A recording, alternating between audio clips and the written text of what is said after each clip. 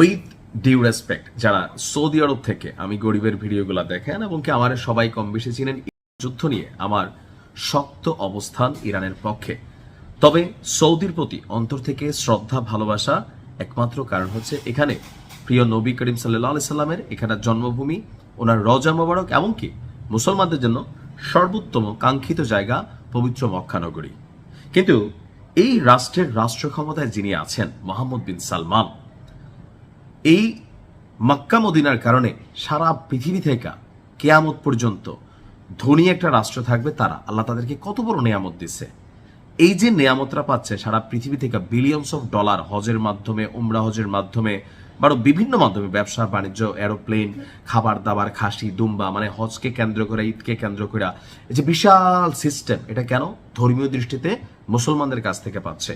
কিন্তু যখন মুসলিম কোনো দেশকে লাইক ইরাক, আফগানিস্তান, ফিলিস্তিন যখন যুদ্ধ হলো, আমরা দেখলাম সৌদি বরাবরই এখানে বিপরীত ভূমিকায় গোপনে গোপনে মীর জাফরগিরি করে।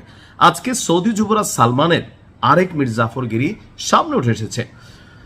আজকে লিড নিউজ হচ্ছে, আল জাজিরার লিড নিউজ হচ্ছে, ইরানের বিরুদ্ধে ট্রাম্প যখন আপনার একটা শান্তি চুক্তি 15 দফা 14 দফা দিয়া যুদ্ধটাকে শেষ করতে যাচ্ছেন, ঠিক ওই মুহূর্তে সৌদির যুবরাজ মোহাম্মদ বিন সালমান ট্রাম্প যেন যুদ্ধ চালিয়ে যায়, ওই যুদ্ধ চালিয়ে যেতেই চাপ দিচ্ছেন।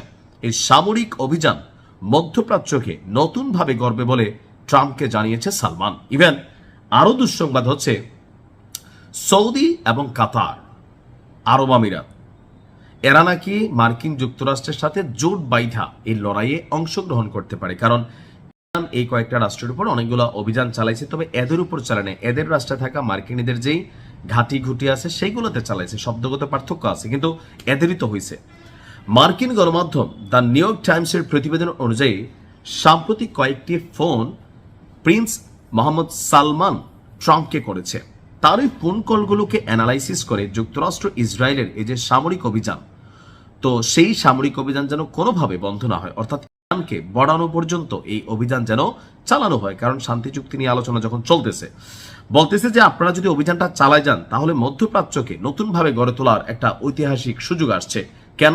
কারণ সৌদির থেকেও অর্থনীতি ছাড়া হয়তো অনেক দিকে আপনার এগিয়ে আছে ইরান। বিশ্বব্যাপী তাদের একটা প্রভাব আছে, বা এই যে যুদ্ধে মার্কিন যুক্তরাষ্ট্রকে বিট করতেছে, ইসরায়েলকে বিট করতেছে, বিশ্বজুড়ে ইরানের মর্যাদা, তাদের নেতৃত্বের প্রতি মানুষের পজিটিভ আসতেছে, সৌদির প্রতি নেগেটিভ আসতেছে। আমি এই যে বাংলাদেশে বসে ভিডিও বানাই, কোরিয়া বসে ভিডিও বানাই, আমার এই কোরিয়া সরকার কোনো সময় হাত দেয় নাই, যদিও এরা আমেরিকার মিত্র দেশ। কিন্তু সৌদিতে বসে সৌদির একজন নাগরিক বিরুদ্ধে কথা বললে, একজন প্রবাসী ইরানের পক্ষে কথা বললে, বিরুদ্ধে না, ইসরায়েলের বিরুদ্ধে কথা বললে, আমেরিকার বিরুদ্ধে কথা বললে, সৌদির নাগরিক হোক, বিদেশের নাগরিক হোক, তারা করে কি?